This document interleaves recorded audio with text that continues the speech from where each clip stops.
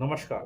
देखिए, एक विस्फोटक योग बनने वाला है इस 23 फरवरी को और 2 मार्च तक रहेगा, क्योंकि मंगल अपना राशि परिवर्तन कर रहे हैं और राहु के साथ अंगारक योग बनाएंगे।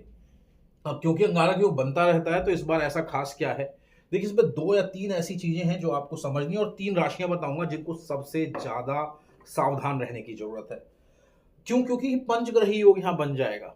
और जैसा हम जानते हैं कि छठा, आठवां, 12वां भाव बहुत बड़ा रोल प्ले करता है हमारे जीवन में। किसी भी स्थायी दुख को अगर हम देखें तो अष्टम भाव से देखते हैं, है ना। रोग ऋण रिपु को देखें तो छठे से देखते हैं और 12वें से हम अपने लॉसेस को देखते हैं। बस आपको सावधानी कहाँ बरतनी है समझ लीजिए, और इसमें आपको करना क्या है, रेमेडीज भी ऐसे समय पे आपको क्या और किन बातों का। क्योंकि मंगल को अगर आप समझे तो मंगल एक ऊर्जा है। अगर अच्छी तरह से इसको यूज किया जाए तो इनिशिएटिव है, और अगर इसकी बुराई देखी जाए तो लड़ाई, दुश्मनी, घात, और अगर देश पर इसका प्रभाव देखें तो सैन्य व्यवस्था पर होता है, क्योंकि बेसिकली सिक्योरिटी को दिखाता है।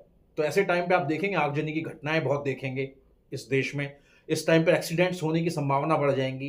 अब बॉर्डर पर हलचल आप देखने को मिल सकती है, क्योंकि कहीं ना कहीं सिक्योरिटी का कारक है। तो ऐसे समय पर जब मंगल पर दबाव बनेगा राहु के द्वारा, तो कहीं ना कहीं इन व्यवस्थाओं में हलचल होती है।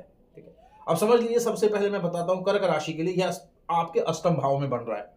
अब क्या आपको देखना है, सबसे पहले यह देखना है क्या यह मंगल जो है इन 3 नक्षत्रों से होकर गुजरेगा। तो सबसे पहले आपको यह भी देखना है क्या राहु और गुरु या मंगल डुअल एक्टिवेशन तो नहीं कर रहे हैं यहां।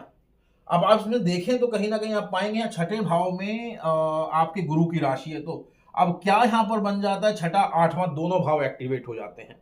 अब ये प्रॉब्लमेटिक है, और यहाँ पर 5 ग्रह एक साथ होने पर मर्क्यूरी भी यहाँ है तो 12वां भाव भी एक्टिवेशन में आ जाता है।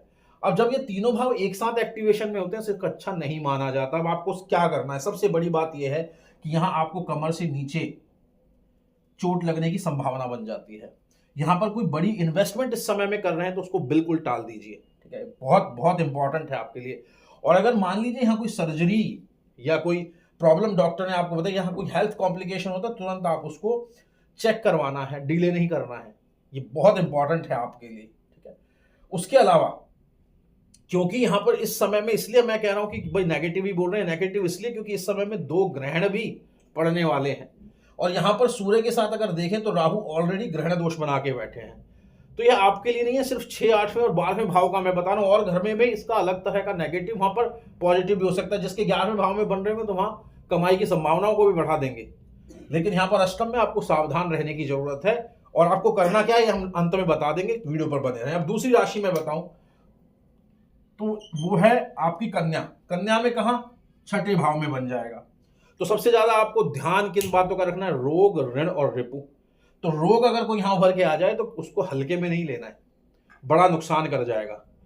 ऋण हो सके तो अवॉइड कीजिए 2 अप्रैल तक, जितना ज्यादा हो सके। और इस बीच में अगर पंचक पढ़ रहे हैं और इस बीच में अगर द्विपुष्कर और त्रिपुष्कर योग पढ़ रहे हैं तो बिल्कुल नहीं लेना है, उसको आप अच्छे से चेक कर लीजिएगा, या आप हमसे संपर्क कर सकते हैं, मैसेज के माध्यम से हम बता देंगे। तो आपको अवॉइड करना है बिल्कुल।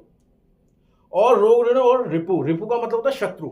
शत्रु का क्या मतलब है, शत्रु का मतलब यह है कि किसी भी से आपको शत्रुता नहीं करनी है। यहां पर आपको लीगल में नहीं फंसना है, 6-12 के चक्कर में नहीं फंसना है। अब मान लीजिए यहां पर मंगल आपके कहीं आपकी अपनी जन्म कुंडली में 12वें भाव से संपर्क बना रहे हैं, चाहे खुद वहां बैठे हो, बैठकर या नक्षत्र के माध्यम से बना रहे हैं, तो इस समय में हो सकता है यह आपके लिए फिर परेशानी का सबक बन जाए, क्योंकि 6 और 12 का कॉम्बिनेशन एक्टिवेट हो जाएगा, जिसको अच्छा नहीं मानते, क्योंकि यह हानि है। इस भाव से जो उभर के दिख रहा है आपको, उसकी हानि है। वहीं जो तीसरी राशि है उसको क्या करना है, देखिए उसको बड़ा सावधान रहना है।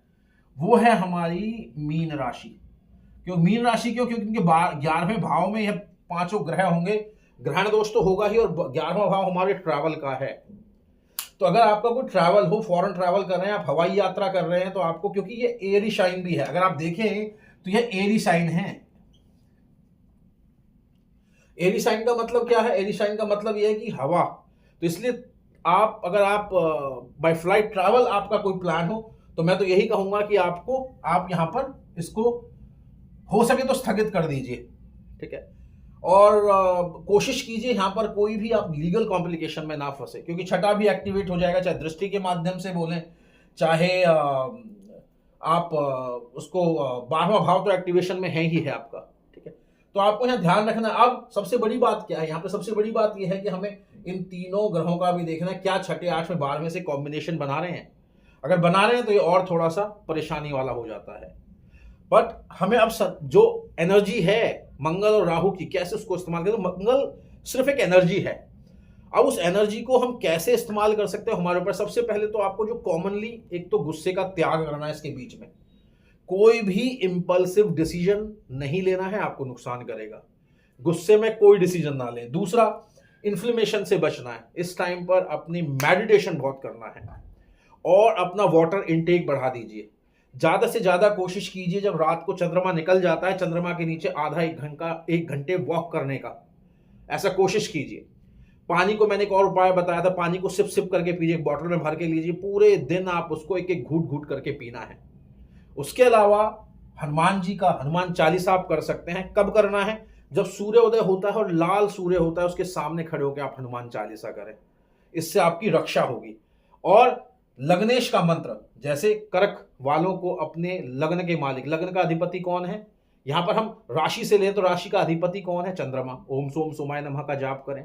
वहीं जैसे मैंने बताया कन्या, कन्या के लिए कौन है? बुध। ओम ब्राम ब्रीम ब्रोम सह बुद्धाय नमः का जाप करें। और वहीं मीन राशि, जैसे मैंने बताया, तो मीन राशि के क्या है? गुरु बृहस्पति। तो ओम ग्राम ग्रीम ग्रोम सह गुरुवे नमः। तो इस तरह से आप इस समय में उपाय करके इससे बचाव कर सकते हैं। बाकी कमेंट में हम डाल देंगे, हम डिस्क्रिप्शन में डाल देंगे। अगर आपको कुछ ना समझ आया हो तो आप वहां से जाके देख सकते हैं। आज के लिए इतना ही। वीडियो को जरूर लाइक शेयर एंड सब्सक्राइब कर दीजिए, ताकि और लोग भी इसका फायदा उठा सके और गलत डिसीजन लेने से बचें। नमस्कार।